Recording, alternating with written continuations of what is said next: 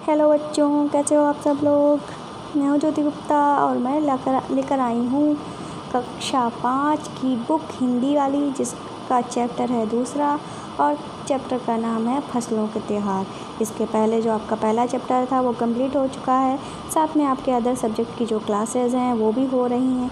अगर आप देखना चाहते हैं तो हमारी चैनल की प्ले लिस्ट में जाकर देख लीजिएगा, आपको सारी क्लासेस मिल जाएंगी। ठीक है, तो चलिए अपना चैप्टर शुरू करते हैं, फसलों का त्योहार। यहाँ पे लिखा हुआ है, सारा दिन बोरसी के आगे बैठकर हाथ तापते हुए गुजर जाता है। ठीक है, फिर कहते हैं, यहाँ तो खिचड़ी के समय धूप में गर्माहट की शुरुआत होनी चाहिए और यहाँ हम सूरज के इंतज़ार में आस लगाए बैठे हुए हैं। पूरे 10 दिन हो गए सूरज लापता है। आज सुबह तो रजाई से निकलने की हिम्मत ही नहीं हो रही थी।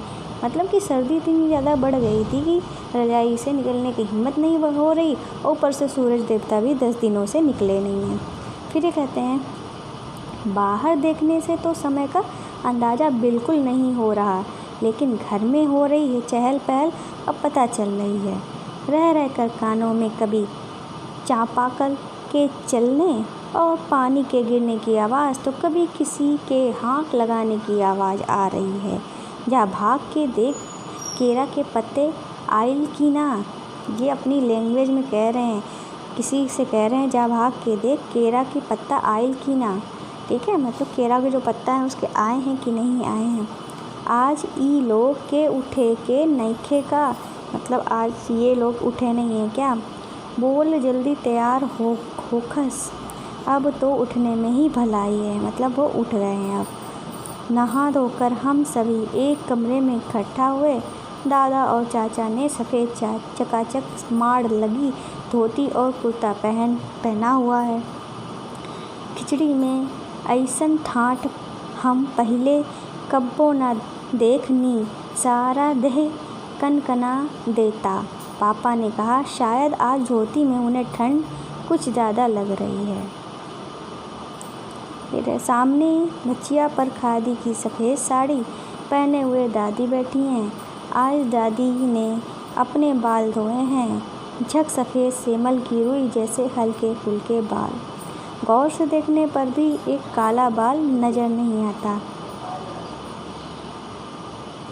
मतलब वो जो दादी हैं उनके बाल इतने ज़्यादा सफ़ेद हैं कि जब वो धुलती हैं ना तो रुई जैसे फूल जाते हैं, बिल्कुल वाइट हो जाते हैं। मैंने वाइट तो हैं ही और बिल्कुल मुलायम से हो जाते हैं, और इनमें ध्यान से देखने पर भी उन्हें काला बाल जो होता है वो नज़र नहीं आता। फिर कहते हैं, बिल्कुल धुली धुलाई सी, बिल्कुल कहाँ चला गया, बिल्कुल धुली सी लग रही हैं दादी, मतलब धुली सी लग रही हैं। फिर उनके सामने केले के कुछ पत्ते कतार में रखे हैं, जिस पर तिल, मीठा गुड़, चावल आदि के छोटे छोटे ढेर पड़े हुए हैं। हमें बारी बारी से उन सभी चीज़ों को छूने और प्रणाम करने के लिए कहा गया। जब सबने ऐसा कर लिया तो उन सभी चीज़ों को एक जगह इकट्ठा करके दान दे दिया गया। आज तो अपी दीदिया बुरी फंसी, उन्हें ना तो चूड़ा दही ही पसंद है और ना ही खिचड़ी, पर आज तो फरमाइशी नाश्ता नहीं चलेगा, उन्हें दोनों ही चीज़ें खानी पड़ेंगी। आज खिचड़ी जो है, खिचड़ी खाने के बाद सभी ने गया से आए तिल, कहाँ से आया तिल, गया से आए तिल, गुड़ और चीनी के तिलकुट को बड़े चाव से खाया। खाते खाते मैं सोच रही थी कि कितनी अलग है ना ये खिचड़ी जो हम अभी मना रहे हैं। मतलब ये जो खिचड़ी मनाई जा रही है, खिचड़ी जो त्यौहार है वो मनाया जा रहा है। खिचड़ी त्यौहार जो मनाया जाता है तो उसमें क्या बनाते हैं, खिचड़ी बनाते हैं। स्कूल में हम जो खिचड़ी मनाते थे उसकी अलग ही मस्ती हुआ करती थी। छुट्टी का दिन, नाव में बैठकर गंगा नदी की सैर, फिर टापू पर बालू में दौड़ते हुए पतंग उड़ाना और उड़ाने की कोशिश करना, मतलब पतंग उड़ाना या कोशिश करना, कितना मज़ा आता था। उधर हम पतंग उड़ाते थे तो वहीं थोड़ी दूर पर गुरुजी, विमला, दिद्दा, आनंद जी, झिलमिल भैया सब मिलकर ईंट से बने चूल्हे पर बड़े बड़े कढ़ाओं में खिचड़ी बनाते थे। हम भी बीच बीच में अपनी पतंगों को सुस्ताने का मौका देते हुए मटर और प्याज छीलने बैठ जाते। वहीं वैसी खिचड़ी फिर दोबारा खाने को नहीं मिली। वाकई ढंग कैसा भी हो पर एक खुशियों का त्यौहार, मतलब ढंग चाहे बनाने का कैसा भी हो पर खुशियों का त्यौहार जो होता है वो अच्छा ही होता है, खुशियाँ देता है। कहने का मतलब ये है। फिर लिखा है जनवरी माह के मध्य में भारत के लगभग सभी प्रांतों में फसलों से जुड़ा कोई ना कोई त्यौहार मनाया जाता है। कोई फसलों के त्यौहार हो जाने पर खुशी बांटता है, तो कुछ लोग इस उम्मीद में खुश होते हैं कि अब पाला कम होगा। सूरज की गर्मी बढ़ने से खेतों में खड़ी फसल तेजी से बढ़ेगी। सभी प्रांतों और इलाकों का अपना रंग, अपना ढंग नजर आता है। इस दिन सब लोग अच्छी पैदावार की उम्मीद और फसलों के घर में आने की खुशी का इजहार करते हैं। फिर आगे चलते हैं। फिर आगे यहाँ से है हमारा उत्तर प्रदेश, बिहार, मध्य प्रदेश में मकर संक्रांति या तिल संक्रांत मतलब मकर संक्रांति कह लो या तिल संक्रांत कह लो। असम में बिहू और केरल में ओणम, तमिलनाडु में पोंगल, पंजाब में लोहड़ी, झारखंड में सरहुल, गुजरात में पतंग का पर्व सभी खेती और फसलों से जुड़े त्यौहार हैं। तो भाई फिर से बता दो, उत्तर प्रदेश में कौन सा होता है? उत्तर प्रदेश, मध्य प्रदेश और बिहार में कौन सा होता है? मकर संक्रांति या तिल होता है। असम में बिहू होता है। असम में बिहू कब होता है? चावल के लिए होता है। केरल में ओणम होता है। तमिलनाडु में क्या होता है? पोंगल। पंजाब में लोहड़ी होती है। झारखंड में सरहुल होता है और गुजरात में पतंग का पर्व होता है। ये सभी कैसे त्यौहार हैं? फसलों से जुड़े हुए त्यौहार हैं। फिर ये कहते हैं इन्हें जनवरी के मध्य अप्रैल तक अलग अलग समय मनाया जाता है। झारखंड में सरहुल बड़े जोश खरोश के साथ मनाया जाता है। 4 दिनों तक इसका जश्न चलता रहता है। कब तक चलता रहता है? 4 दिनों तक। फिर ये कह रहे हैं अलग अलग जनजातियाँ इसे अलग अलग समय में मनाती हैं। संथाल लोग फरवरी मार्च में, तो ओराम लोग इसे मार्च अप्रैल में मनाते हैं। और आदिवासी आमतौर पर प्रकृति की पूजा करते हैं। सरहुल के दिन विशेष रूप से साल के पेड़ की पूजा की जाती है। यही समय है जब साल के पेड़ों में फूल आने लगते हैं। कब आने लगते हैं? वही फरवरी मार्च अप्रैल के साइड। और मौसम बहुत ही खुशनुमा हो जाता है। स्त्री पुरुष दोनों ही ढोल मंजीरे लेकर रात भर नाचते हैं। जैसे कि यहाँ पे देखो ये नाच रहे हैं बच्चे, फिर नाचते गाते रहते हैं। ये चारों ओर फैली हुई छोटी छोटी घाटियाँ, लंबे लंबे साल के वृक्षों का जंगल और वहीं आसपास बसे छोटे छोटे गांव, लिपे पुते करीने से बुहारे और सजाए गए अपने घरों के सामने लोग एक पंक्ति में कमर में बाहें डालकर नृत्य करते हैं, जैसे कि ये लड़की कर रही है। अगले दिन वे नृत्य करते हुए घर घर जाते हैं और फूलों के पौधे लगाते हैं। घर घर से चंदा मांगने की प्रथा भी है। ठीक है, चंदा मांगने की प्रथा भी है। पर चंदे में मालूम है क्या मांगते हैं चंदे में ये लोग? मुर्गा, चावल, मिश्री। फिर चलता है खाने पीने और खेलों का दौर। तीसरे दिन जाकर पूजा होती है, जिसके बाद लोग अपने कानों में सरई का फूल पहनते हैं। क्या पहनते हैं? सरई का फूल। फिर इसके बाद क्या होता है? इसी दिन से वसंत ऋतु की शुरुआत मानी जाती है। ठीक है, और धान की भी पूजा होती है। पूजा किया हुआ आशीर्वाद धान अगली फसल में बोया जाता है। तमिलनाडु में मकर संक्रांति या फसलों से जुड़ा त्यौहार पोंगल के रूप में मनाया जाता है। कौन से रूप में? पोंगल के रूप में। इस दिन खरीफ की फसलें चावल, अरहर आदि कटकर घरों में पहुंचती हैं। लोग नए धान कूटकर चावल निकालते हैं। हर घर में मिट्टी का नया मटका लाया जाता है, जिसमें चावल, दूध और गुड़ डालकर उसे पकाने के लिए धूप में रख देते हैं। हल्दी शुभ मानी जाती है, इसीलिए साबुत हल्दी को मटके के मुंह के चारों ओर बांध देते हैं। यह मटका दिन में 10:30-12 बजे तक धूप में रखा जाता है। जैसे ही दूध में उफान आता है और दूध चावल जो होता है मटके से बाहर गिरने लगता है, तो पोंगल क्या बोलते हैं? आगे अभी पढ़ते हैं, बताते हैं क्या। मतलब जैसे ही दूध जो होता है, चावल जो पका रहे होते हैं, वो मटके से बाहर गिरने लगता है, तो पोंगल खिचड़ी में उफान आ गया। के स्वर सुनाई देते हैं, मतलब उनकी भाषा में हो गया पोंगला पोंगल पोंगला पोंगल, मतलब खिचड़ी जो है उसमें उफान आ गया है। फिर क्या होता है, दूसरी ओर गुजरात में पतंगों के बिना तो मकर संक्रांति का जश्न अधूरा ही माना जाएगा। किसके? गुजरात में पतंग के बिना मकर संक्रांति का जो पर्व है वो अधूरा माना जाता है। इस दिन आसमान की ओर नज़र उठाएं तो शायद हर आकाश और रंग रूप की पतंगें आकाश में लहराती हुई मिलेंगी। प्रत्येक गुजराती, चाहे वह किसी भी धर्म जाति का हो, आयु का हो, पतंग उड़ाता हुआ मिलेगा। ठीक है। फिर हजारों लाखों पतंगों से सूर्य भी ढक जाता है, मतलब इतनी ज़्यादा पतंग उड़ाई जाती हैं कि सूर्य भी हमको नहीं दिखाई देता है। ठीक है। तो आधा आपका चैप्टर पूरा हुआ। और आपको बता दें, ये जो आपका चैनल है जोजस स्टडी, इसको आप सब्सक्राइब कर लीजिए। अगर आपने कर लिया तो उसके लिए थैंक यू। और आगे चलते आपको बताते हैं, जब आप प्ले लिस्ट पे जाएंगे तो आपके क्लास की और भी आपकी क्लास के जो अदर सब्जेक्ट हैं और भी, जैसे इंग्लिश हुआ, गणित हुआ, उसकी भी क्लासेस चल रही हैं। अगर आप देखना चाहते हैं तो देख लीजिएगा। साथ में जब आप चैनल पे जाएंगे तो आपको हमारे 3 और चैनल मिलेंगे, जैसे कि पहला है जोजस किड्स मस्ती, दूसरा है जोजस क्राफ्ट ज्वेलरी और तीसरा है जोजस क्राफ्ट। ये बच्चों के लिए चैनल हैं, आपके लिए चैनल हैं, हर तरीके की आपकी क्रिएटिविटी के लिए है। अगर आप देखना चाहते हैं तो देख सकते हैं और सब्सक्राइब कर लीजिएगा। तो चलिए आगे चलते हैं। तो आगे देखते हैं। आगे लिखा हुआ है कि कुमाऊं में, कहाँ? कुमाऊं में मकर संक्रांति जो होती है उसको क्या बोला जाता है? घुंघटिया बोला जाता है। तो कहाँ बोला जाता है? कुमाऊं में मकर संक्रांति को घुंघटिया बोला जाता है। फिर कह रहे हैं इस दिन आटे और गुड़ को गूंथकर पकवान बनाए जाते हैं। ठीक है। और इन पकवानों को तरह तरह के आकार दिए जाते हैं, जैसे डमरू, तलवार, डालिम का फूल। पकवान को तलने के बाद एक माला में पिरोया जाता है। माला के बीच में संतरे और गन्ने की डंडेरी पिरोई जाती है। यह काम बच्चे बहुत रुचि और उत्साह के साथ करते हैं। सुबह बच्चों को माला दी जाती है। बहुत ठंड के कारण बच्चे पहाड़ों से चले जाते हैं। उन्हें बुलाने के लिए बच्चे इस माला को पकवान तोड़ तोड़ कर बच्चियों को खिलाते हैं और गाते हैं। क्या गाते हैं?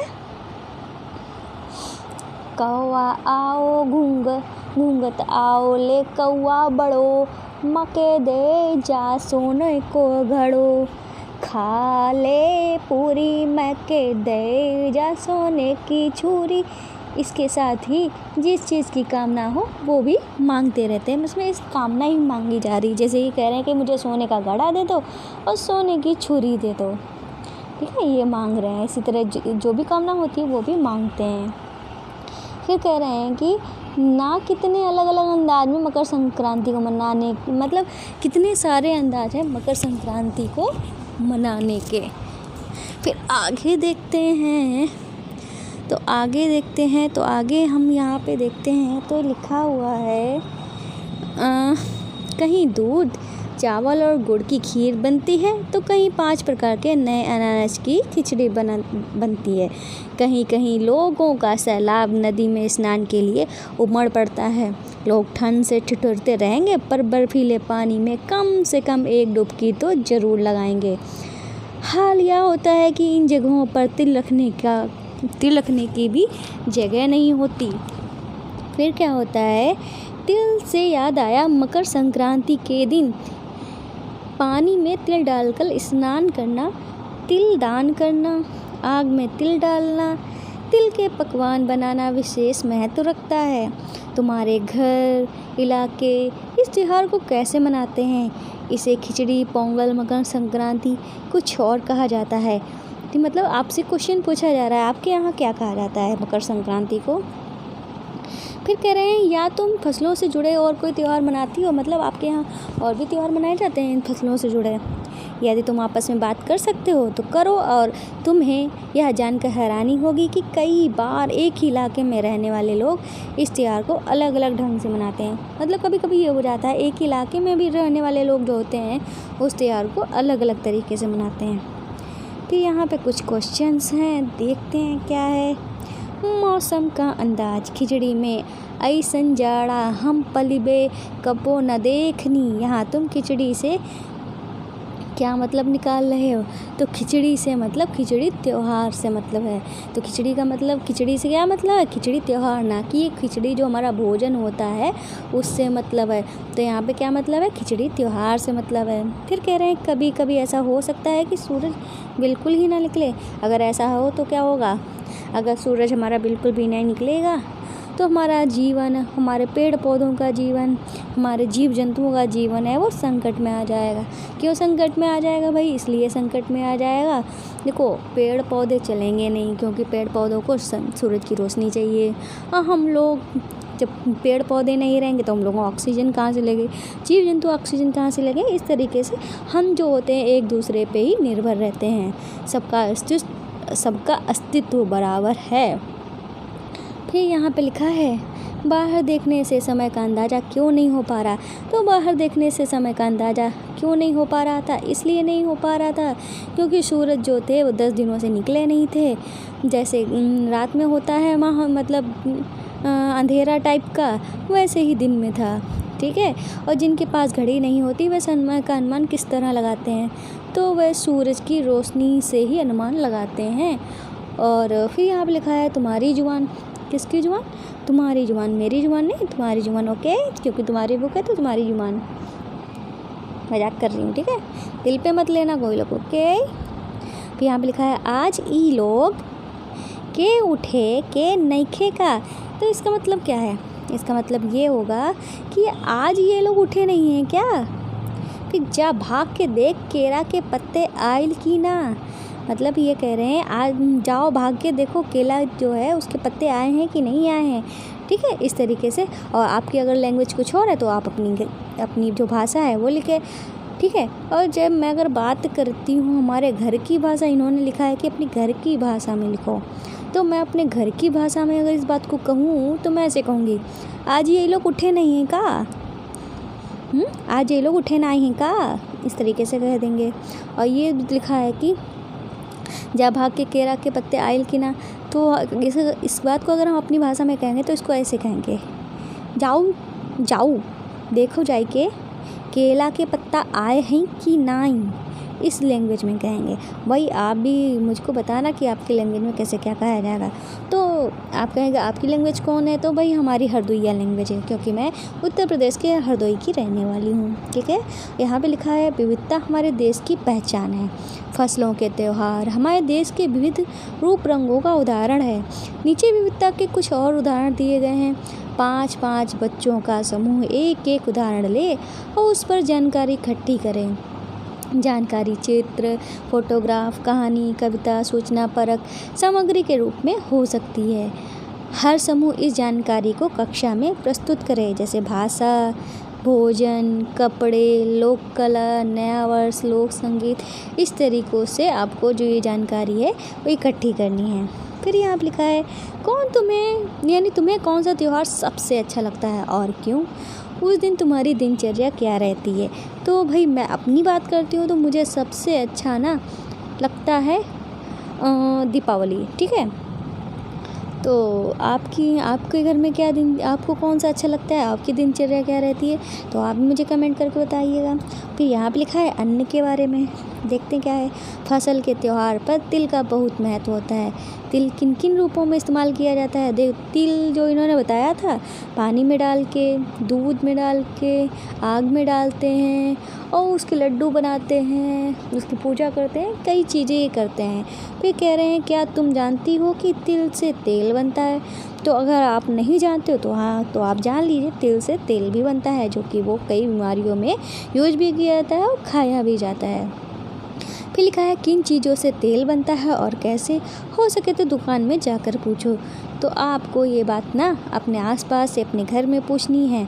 अगर आपको इसका आंसर ना मिले तो मुझे कमेंट कर देना, मैं आपको बता दूंगी, ठीक है। तेल किन किन चीज़ों से बनता है? बहुत ही आसान क्वेश्चन है, ठीक है।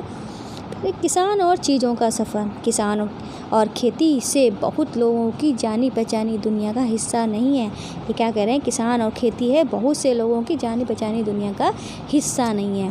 विशेष रूप से शहर के ज़्यादातर लोगों को यह एहसास नहीं है कि हमारी ज़िंदगी किस हद तक इनसे जुड़ी हुई है।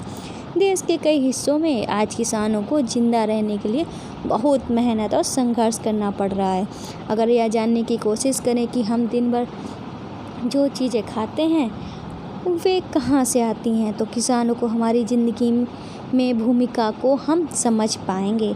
आलू की पकौड़ी, बर्फ़ी, आइसक्रीम, ये सब चीज़ें जो होती हैं वही हमारे अनाज से ही बनती हैं, जो अनाज किसान उगाते हैं बहुत ही मेहनत से।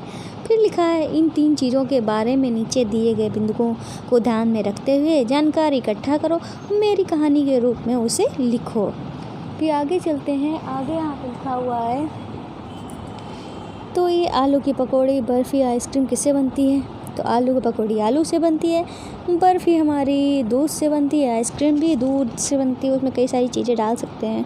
फिर इन चीज़ों का जन्म कहाँ से होता है? भाई हमारी ज़मीन से ही इनका जन्म होता है। इनके सामानों का जो इनमें सामग्री लगती है वो हम तक पहुँचने का उनका सफ़र क्या है? तो बहुत लंबा सफ़र है, ठीक है। उनको किसान जो होते हैं उनको उगाते हैं बड़ी मेहनत से, जब उगते हैं उनसे सीड्स बनते हैं, फिर उनको बेचा जाता है, वो बेच के फिर बड़ी मंडी में जाते हैं। मंडी के बाद अब हम वहाँ से वो छोटे छोटे व्यापारियों के पास जाते हैं, फिर उनसे हम खरीदते हैं। इस तरीके से बहुत लंबा सफ़र होता है। किन किन हाथों से होकर हम तक पहुँचती है? तो बहुत अभी मैंने आपको बताया इन लोगों से पहुँचती है। फिर लिखा है, इस पूरे सफ़र में किन लोगों को कितनी मेहनत करनी पड़ती है? तो भाई सबको बहुत मेहनत करनी पड़ती है, तब जाके हमारे पास ये पहुँचता है। इन लोगों में से किसको कितना मुनाफा मिलता है? तो सबका एक परसेंटेज फिक्स होता है, उसमें सबको मुनाफा मिलता है, लेकिन सबसे जो मेहनत ज़्यादा जो करता है वो हमारा किसान ही करता है, और सबसे कम पैसा उसी के हाथ में आता है। फिर है, अगले वर्ष कक्षा 6 में सामाजिक और राजनीतिक जीवन के बारे में पढ़ोगी, तो ऊपर लिखे सफ़र में शामिल लोगों की दिनचर्या पता करने का मौका मिलेगा। मतलब ये बातें अभी आपको ज़्यादा समझ में आए या ना आए, पर अगले साल आपको ज़रूर में समझ में आ जाएंगी, क्योंकि ये आपका एक सब्जेक्ट में पूरा टॉपिक होगा। फिर लिखा है, खास पकवान। गया शहर तिलकुट के लिए प्रसिद्ध है। गया शहर क्यों प्रसिद्ध है? तिलकुट के लिए प्रसिद्ध है। हमारे देश में छोटी बड़ी ऐसी कई जगह हैं जो अपने खास पकवान के लिए मशहूर हैं। अपने परिवार के लोगों से पता करके उनके बारे में बताओ। तो क्या करना है आपको? अपने परिवार में पता करना है, ठीक है, इस बारे में। फिर लिखा है, पिछले 2 वर्षों में तुमने काम वाले शब्दों के बारे में जाना। इन शब्दों को क्रिया भी कहते हैं, ठीक है, क्योंकि क्रिया का संबंध कोई काम करने से होता है। तो क्रिया का संबंध किससे होता है? कोई काम करना। जैसे कि अगर मैं कहूँ मैं लिख रही हूँ, मैंने कहा मैं लिख रही हूँ, तो मैं क्या काम कर रही हूँ? लिख रही हूँ ना। तो लिखना हमारा क्या हो गया? क्रिया, ठीक है। तो वही क्रिया का संबंध किससे होता है? काम करने से होता है। फिर है कि नीचे खिचड़ी बनाने की विधि दी गई है, इसमें बीच बीच में कुछ क्रियाएं छूट गई हैं, उचित क्रियाओं का प्रयोग करके इनको पूरा करना है। मतलब फिल इन दी ब्लैंक्स या खाली स्थान दिए गए हैं। जैसे कि इन्होंने कुछ क्रियाएं दे दी हैं, ये इनको भरना है। ये कह रहे हैं सामग्री, जैसे अदरक, लहसुन। ये कह रहे हैं बंगाली खिचड़ी बना रहे हैं, ठीक है। बंगाल में इसे क्या कहते हैं? खिचड़ी को क्या कहते हैं? खिचड़ी कहते हैं। कितने व्यक्तियों के लिए? 5 व्यक्तियों के लिए, ठीक है। इतना सामान है, ओके। ये सामान लग रहा है, ओके। देखो मैं पढ़ देती हूँ। अदरक है 20 ग्राम, लहसुन है 3 फाके, इलायची के दाने हैं 3 छोटी इलायची हैं, और दालचीनी है 2.5 सेंटीमीटर का 1 टुकड़ा, और पानी है 4 प्याले, मूंग दाल है 1.5 प्याला, सरसों का तेल 3 बड़े चम्मच, और तेज पत्ते हैं 2, जीरा है आधा छोटा चम्मच, बारीक कटा हुआ प्याज 1 मझोला, और चावल धुले हुए 1 प्याला, फूल गोभी बड़े बड़े टुकड़ों में कटी हुई 200 ग्राम, आलू छील कर 4 टुकड़ों में कटे हुए 2, मटर के दाने 1.5 प्याला, धनिया पिसा हुआ 1 बड़ा चम्मच, लाल मिर्च पिसी हुई 1 आधा छोटा चम्मच, चीनी 1 छोटा चम्मच, घी 2 बड़े चम्मच, और नमक और हल्दी अंदाज से। तो इसमें हमको भरनी है वो चीज़ें, इलायची, दालचीनी और लौंग में थोड़ा थोड़ा पानी 1 छोटा चम्मच डालते हुए उसे क्या करना है? पीस लो। अदरक और लहसुन को इकट्ठा पीसकर पेस्ट बनाओ। फिर है दाल को कढ़ाई में डालो और मध्यम आंच पर सुनहरी होने तक भून लो, ठीक है। फिर है अब दाल निकाल कर अलग कर लो। फिर तेल को कुकर में गरम करो, और फिर लिखा है तेल गरम हो जाने पर तेज पत्ते और जीरा डालो। जीरा जब चटकने लगे तो प्याज डालकर सुनहरा होने तक भूनो। फिर है अब अदरक लहसुन का पेस्ट डालकर कुछ मिनट तक रुको, मतलब कि कुछ मिनट तक भूनो। धुली हुई दाल चावल सब्जी डालो और अच्छी तरह मिलाओ। शेष पानी डालकर एक बार चलाओ। कुकर बंद करो, तेज आंच पर पूर्ण प्रेशर आने दो। अब आंच कम करके 4 मिनट तक पकाओ। यहाँ पे होगा पकाओ। भाप निकल जाने पर कुकर खोलो, मसालों का पेस्ट मिलाओ। खिचड़ी पर घी हींग साबुत लाल मिर्च से वो तड़का लगाकर सबको गरम गरम छुट्टी के दिन में ऐसी यानी गर्मा गर्म दे दो। कि छुट्टी के दिन ऐसी खिचड़ी बनाने में सबकी मदद करो। क्या करना है भाई, आपको ऐसी खिचड़ी जो है सबको बना के खिलानी है। फिर लिखा है फिर खाने से जुड़ी कुछ अन्य क्रियाएं भी सोचनी है आपको।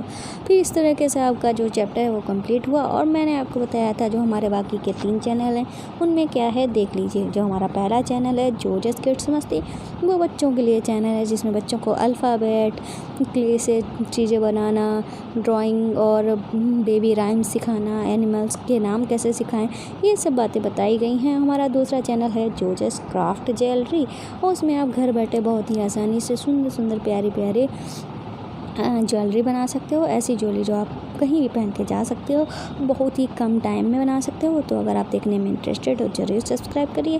और तीसरा चैनल है जोजस क्राफ्ट, जिसमें आप घर बैठे घर की बेकार चीज़ों से सुंदर सुंदर डेकोरेशन वाली चीज़ें बना सकते हो। तो ठीक है हमारे भाई, चलो चारों चैनल को सब्सक्राइब कर लीजिए।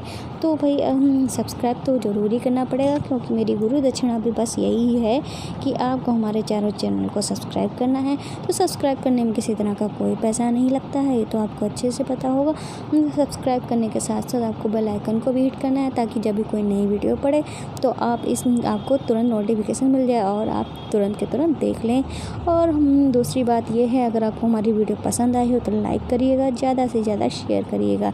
तो हमारी गुरु दक्षिणा बिल्कुल भी ना देना भूलिएगा। और इस तरह से हमारा चैप्टर जो है वो कंप्लीट हुआ, हमारी वीडियो भी कंप्लीट हुई है। तो मिलते हैं नेक्स्ट चैप्टर के साथ, तब तक के लिए बाय बाय।